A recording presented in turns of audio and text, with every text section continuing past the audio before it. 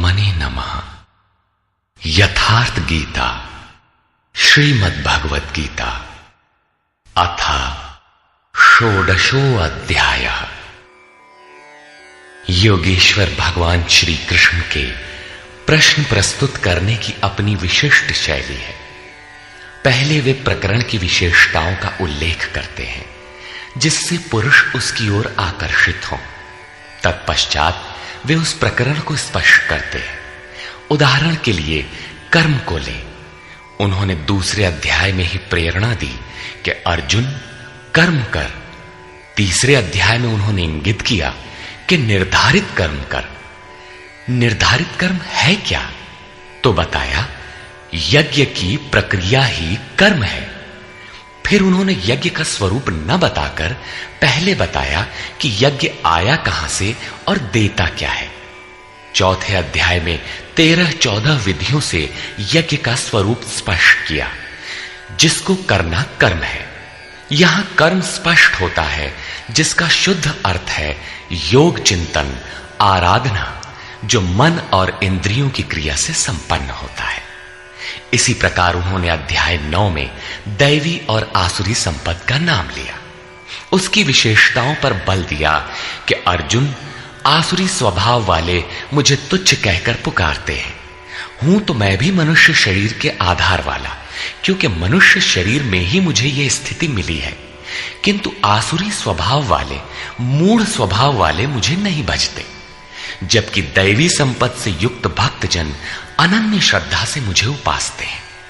किंतु इन संपत्तियों का स्वरूप, उनका गठन अभी तक नहीं बताया गया। अब अध्याय 16 में योगेश्वर उनका स्वरूप स्पष्ट करने जा रहे हैं, जिनमें प्रस्तुत है पहले दैवी संपद के लक्षण। श्री भगवान उवाच।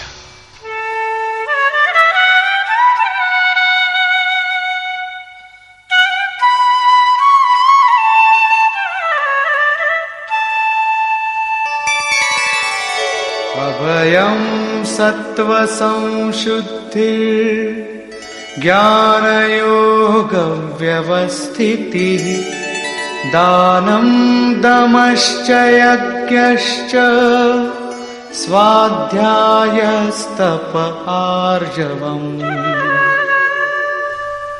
भय का सर्वथा अभाव, अंतःकरण की शुद्धता, तत्व ज्ञान के लिए ध्यान में दृढ़ स्थिति अथवा निरंतर लगन, सर्वस्व का समर्पण, इंद्रियों का भली प्रकार दमन, यज्ञ का आचरण, जैसा स्वयं श्री कृष्ण ने अध्याय 4 में बताया है।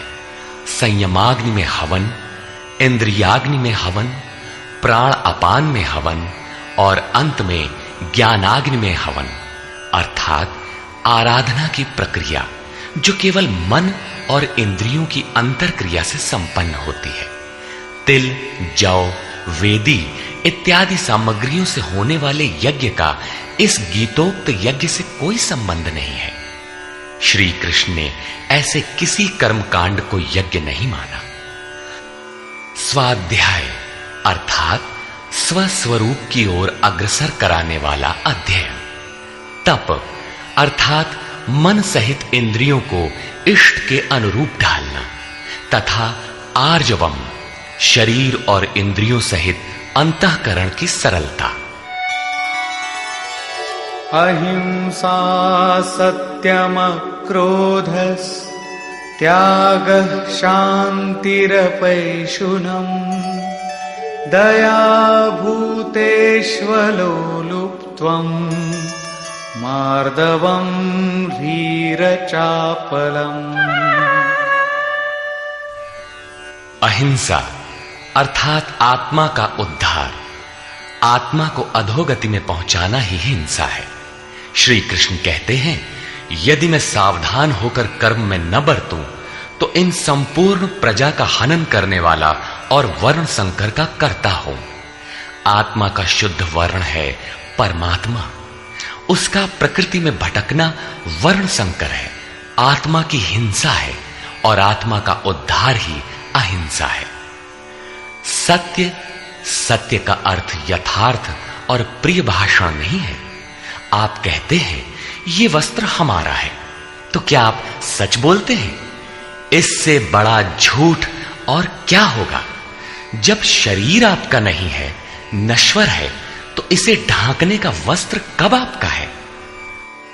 वस्तुतः सत्य का स्वरूप योगेश्वर ने स्वयं बताया है कि अर्जुन, सत्य वस्तु का तीनों कालों में कभी अभाव नहीं है।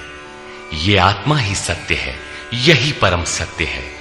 इस सत्य पर दृष्टि रखना, क्रोध का न होना, सर्वस्व का समर्पण, शुभाशुभ कर्म फलों का त्याग, चित्त की चंचलता का सर्वथा अभाव, लक्ष्य के विपरीत निंदित कार्यों को न करना, संपूर्ण प्राणियों में दया भाव, इंद्रियों का विषयों से संयोग होने पर भी उनमें आसक्ति का अभाव, कोमलता, अपने लक्ष्य से विमुख होने में लज्जा, व्यर्थ की चेष्टाओं का अभाव तथा तेजः क्षमा धृतिः शौचम् अद्रोहो नातिमानिता भवन्ति सम्पदं दैवीम् अभिजातस्य भारत। तेज जो एकमात्र ईश्वर में है, उसके तेज से जो कार्य करता है, महात्मा बुद्ध की दृष्टि पड़ते ही अंगुली माल के विचार बदल गए। ये उस तेज का ही परिणाम था जिससे कल्याण का सृजन होता है, जो बुद्ध में था।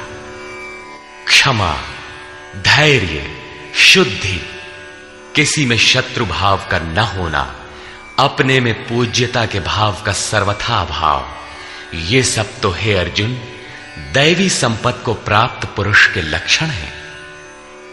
इस प्रकार कुल 26 लक्षण बताए, जो सब के सब तो साधना में परिपक्व अवस्था वाले पुरुष में संभव है और आंशिक रूप में आप में भी निश्चित है, तथा आसुरी संपत्ति से आप्लावित मनुष्यों में भी ये गुण हैं, किंतु प्रसुप्त रहते हैं, तभी तो घोर पापी को भी कल्याण का अधिकार है। अब आसुरी संपद के प्रमुख लक्षण बताते हैं।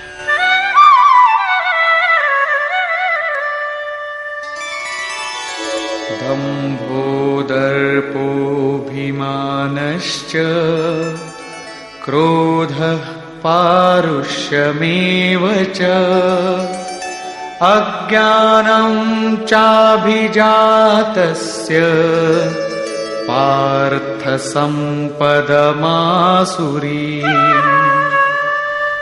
हे पार्थ, पाखंड, घमंड, अभिमान, क्रोध, कठोर वाणी और अज्ञान, ये सब आसुरी संपद को प्राप्त पुरुष के लक्षण हैं। दोनों संपदाओं का कार्य क्या है? दैवी संपद विमोक्षाय निबन्धायासुरी मता मा शुचः संपदं दैवी अभिजातोऽसि पांडव। इन दोनों प्रकार की संपदाओं में से दैवी संपत्ति तो विमोक्षाय, विशेष मोक्ष के लिए है, और आसुरी संपदा बंधन के लिए मानी गई है। हे अर्जुन, तू शोक मत कर, क्योंकि दैवी संपदा को प्राप्त हुआ है, विशेष मुक्ति को प्राप्त होगा, अर्थात मुझे प्राप्त होगा। वे संपदाएं रहती कहां हैं?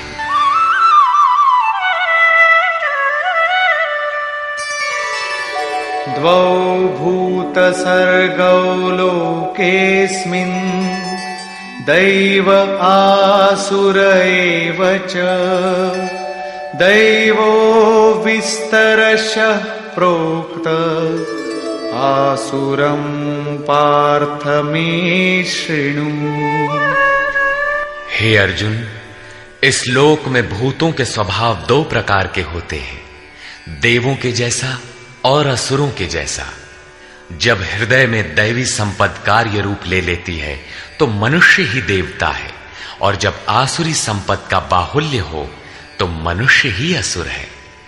सृष्टि में ये दो ही जातियां हैं, वो चाहे अरब में पैदा हुआ हो चाहे ऑस्ट्रेलिया में, कहीं भी पैदा हुआ हो, बशर्ते है इन दो में से ही। अभी तक देवों का स्वभाव ही विस्तार से कहा गया, अब असुरों के स्वभाव को मुझसे विस्तार पूर्वक सुन।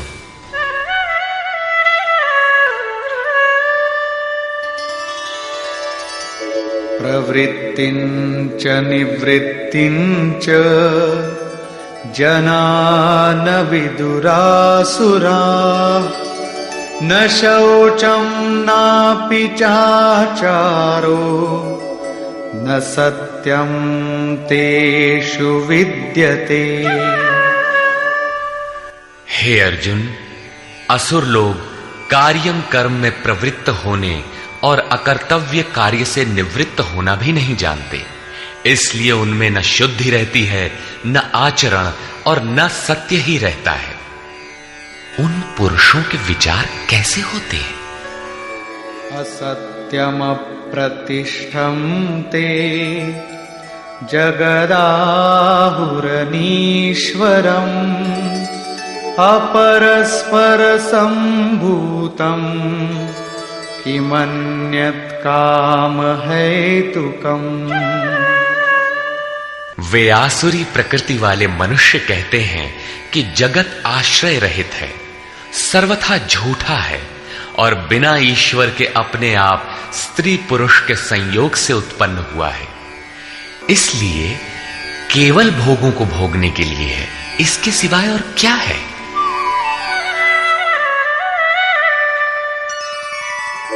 एतां दृष्टिमवष्टभ्य नष्टात्मानोऽल्पबुद्धयः प्रभवन्त्युग्रकर्माणः क्षयाय जगतो हिताः। इस मिथ्या दृष्टिकोण के अवलंबन से जिनका स्वभाव नष्ट हो चुका है, वे मंद बुद्धि अपकारी क्रूर कर्मी मनुष्य केवल जगत का नाश करने के लिए ही उत्पन्न होते हैं।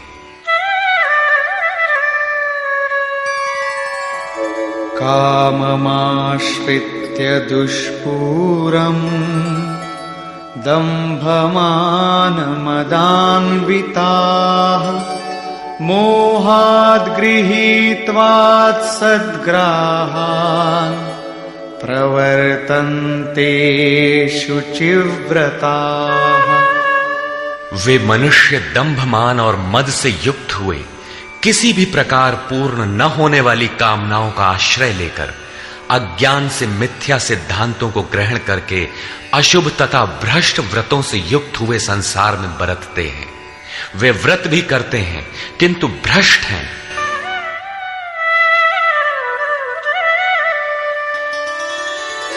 चिंताम परिमेयांच प्रलयांतामुपाश्रिताः कामोपभोगपरमा एतावदिति निश्चिताः। वे अंतिम श्वास तक अनंत चिंताओं को लिए रहते हैं और विषयों को भोगने में तत्पर वे बस इतना ही आनंद है ऐसा मानते हैं। उनकी मान्यता रहती है कि जितना हो सके भोग संग्रह करो, इसके आगे कुछ नहीं है।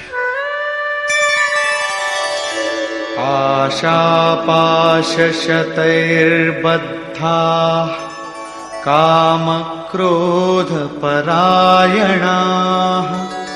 ईहन्ते कामभोगार्थम् अन्यायेनार्थसञ्चयान्। आशा रूपी सैकड़ों फांसियों से एक फांसी से ही लोग मर जाते हैं, यहां सैकड़ों फांसियों से बंधे हुए काम क्रोध के परायण विषय भोगों की पूर्ति के लिए वे अन्याय पूर्वक धनाधिक बहुत से पदार्थों को संग्रह करने की चेष्टा करते हैं। अतः धन के लिए वे रात दिन असामाजिक कदम उठाया करते हैं। आगे कहते हैं, इदमद्य मया लब्धम् इमं प्राप्स्ये मनोरथम् इदमस्तीदमपि मे भविष्यति पुनर्धनम्। वे सोचते हैं कि मैंने आज ये पाया है, इस मनोरथ को प्राप्त करूंगा, मेरे पास इतना धन है और फिर भी इतना हो जाएगा।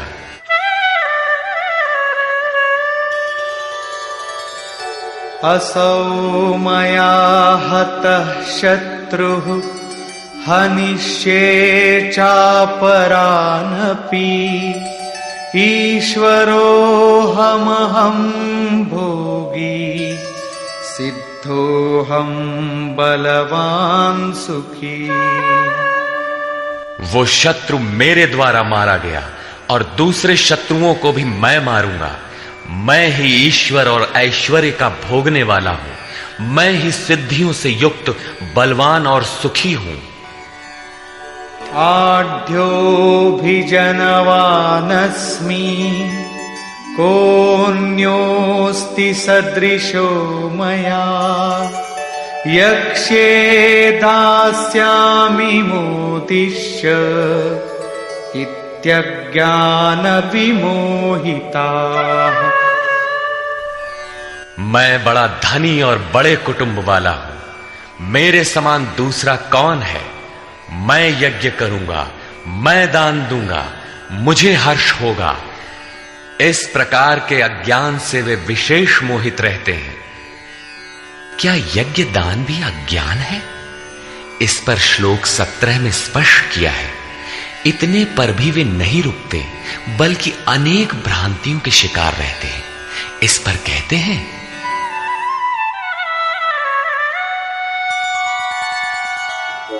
अनेकचित्तविभ्रान्ता मोहजाल समावृताः प्रसक्ताः कामभोगेषु पतन्ति नरकेषु च।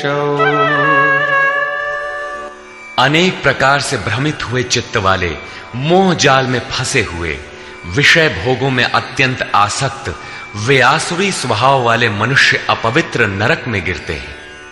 आगे श्री कृष्ण स्वयं बताएंगे कि नरक क्या है। आत्मसंभाविता स्तब्धा धनमानमदान्विता यजन्ते नाम यज्ञैस्ते दम्भेना विधिपूर्वकम्। अपने आप को ही श्रेष्ठ मानने वाले, धन और मान के मद से युक्त होकर वे घमंडी मनुष्य शास्त्र विधि से रहित केवल नाम मात्र के यज्ञों द्वारा पाखंड से यजन करते हैं। क्या वही यज्ञ करते हैं जैसा श्री कृष्ण ने बताया है? नहीं, उस विधि को छोड़कर करते हैं, क्योंकि विधि योगेश्वर ने स्वयं बताया है। अध्याय 4/24, 33 तथा अध्याय 6/10 से 17 तक।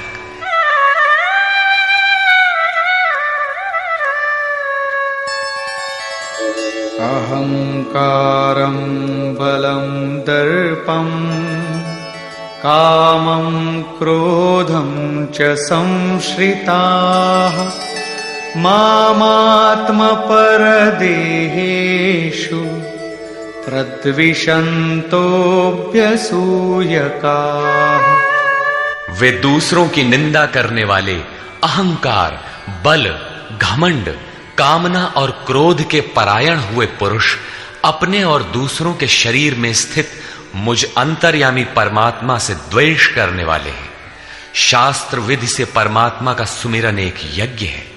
जो इस विधि को त्याग कर नाम मात्र का यज्ञ करते हैं, यज्ञ के नाम पर कुछ न कुछ करते ही रहते हैं। वे अपने और दूसरे के शरीर में स्थित मुझ परमात्मा से द्वेष करने वाले हैं। लोग द्वेष करते ही रहते हैं और बच भी जाते हैं। क्या ये भी बच जाएंगे? इस पर कहते हैं, नहीं। तानहं द्विषतः क्रूरान् संसारेषु नराधमान् क्षिपाम्यजस्रमशुभान् आसुरीष्वेव योनिषु।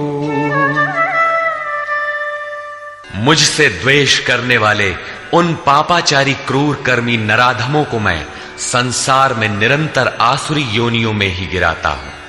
जो शास्त्र विधि को त्याग कर यजन करते हैं वे पाप योनि है, वही मनुष्यों में अधम है।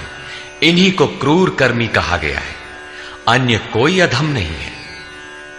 पीछे कहा था ऐसे अधमों को मैं नरक में गिराता हूं, उसी को यहां कहते हैं कि उन्हें अजस्र आसुरी योनियों में गिराता हूं। यही नरक है। साधारण जेल की यातना भयंकर होती है और यहां अनवरत आसुरी योनियों में गिरने का क्रम कितना दुखद है। अतः दैवी संपद के लिए प्रयत्नशील रहना चाहिए।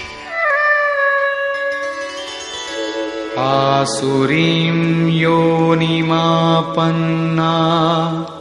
मूढ़ा जन्मनि जन्मनि मामप्राप्यैव कौन्तेय ततो यान्त्यधमां गतिम्। कौन्तेय, मूर्ख मनुष्य जन्म जन्मांतरों तक आसुरी योनि को प्राप्त हुए मुझे न प्राप्त होकर पहले से भी अति नीच गति को प्राप्त होते हैं, जिसका नाम नरक है। अब देखें नरक का उद्गम क्या है। त्रिविधं नरकस्येदं द्वारं नाशनमात्मनः कामः क्रोधस्तथा लोभस्तस्मादेतत्त्रयं त्यजेत्। काम, क्रोध और लोभ ये तीन प्रकार के नरक के मूल द्वार हैं। ये आत्मा का नाश करने वाले, उसे अधोगति में ले जाने वाले हैं। अतः इन तीनों को त्याग देना चाहिए। इन्हीं तीनों पर आसुरी संपत्ति टिकी हुई है। इन्हें त्यागने से लाभ। एतैर्विमुक्तः कौन्तेय तमोद्वारैस्त्रिभिर्नरः आचरत्यात्मनः श्रेयः ततो याति परां गतिम्। कौन्तेय, नरक के इन तीनों द्वारों से मुक्त हुआ पुरुष अपने परम कल्याण के लिए आचरण कर पाता है, जिससे वो परम गति अर्थात मेरे को प्राप्त होता है। इन तीनों विकारों को त्यागने पर ही मनुष्य नियत कर्म करता है, जिसका परिणाम परम श्रेय है।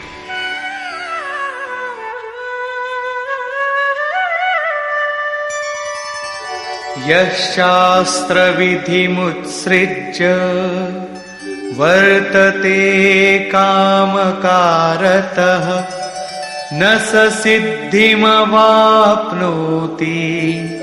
न सुखं न परां गतिम्। जो पुरुष उपर्युक्त शास्त्र विधि को त्याग कर अपनी इच्छा से बरतता है, वो न सिद्धि को प्राप्त होता है, न परम गति को और न सुख को ही प्राप्त होता है।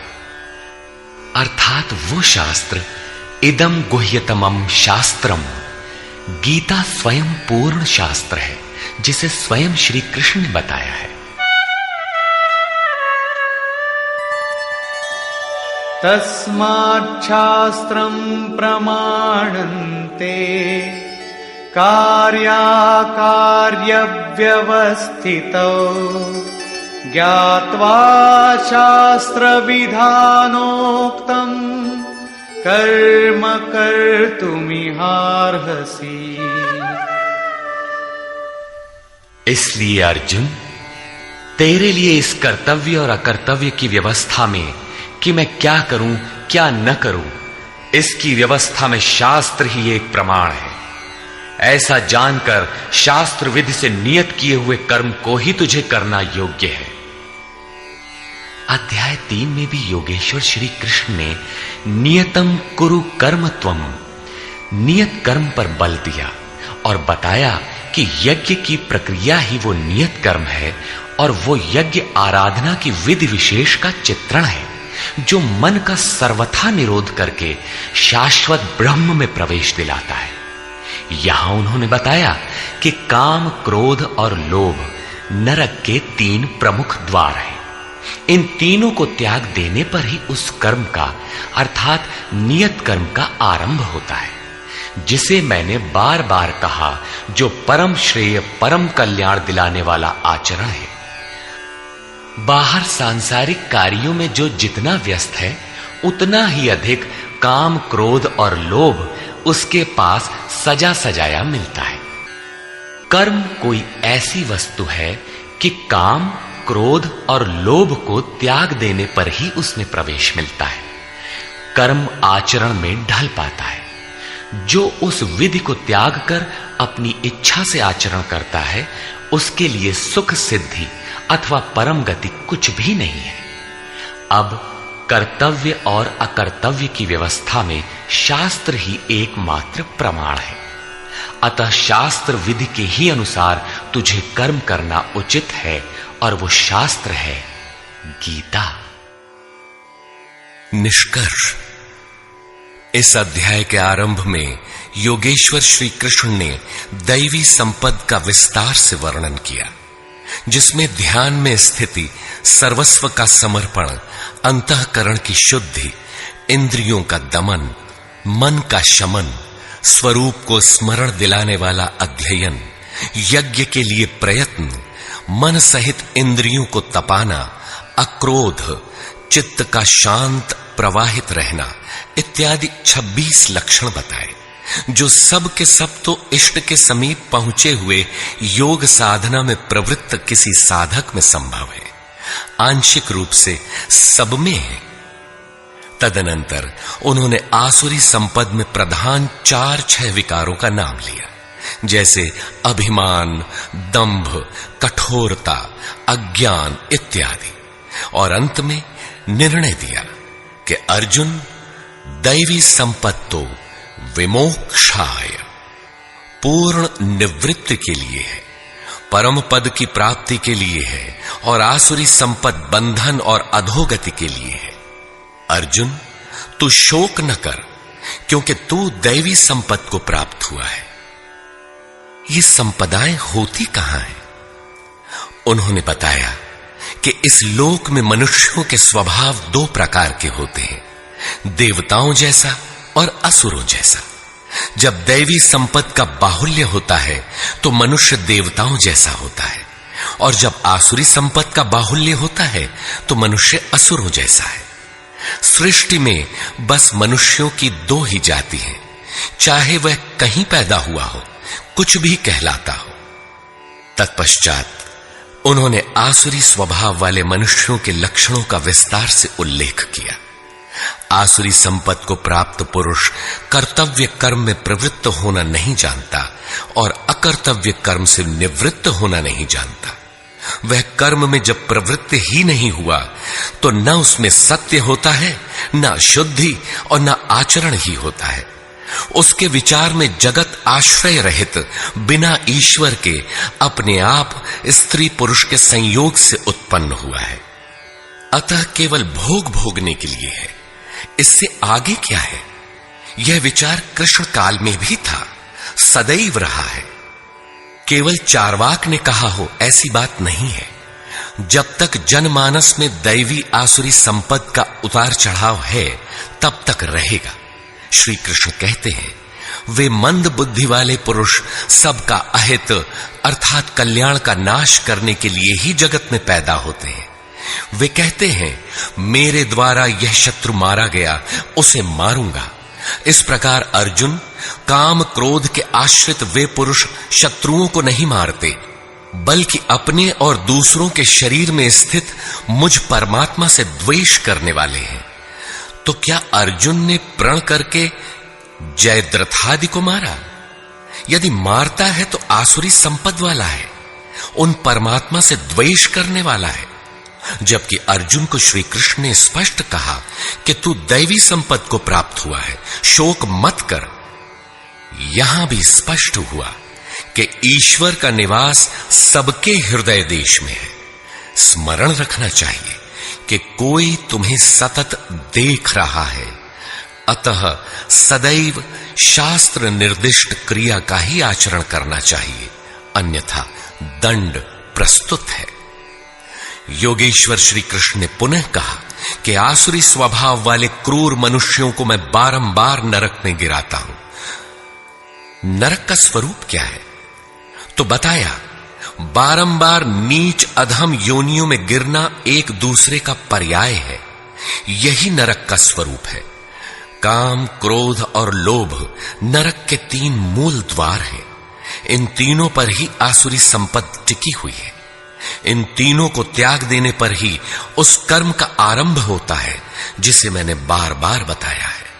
सिद्ध है कि कर्म कोई ऐसी वस्तु है जिसका आरंभ काम, क्रोध और लोभ को त्याग देने पर ही होता है। सांसारिक कार्यों में मर्यादित ढंग से सामाजिक व्यवस्थाओं का निर्वाह करने में भी जो जितने व्यस्त हैं, काम, क्रोध और लोभ उनके पास उतने ही अधिक सजे सजाए मिलते हैं।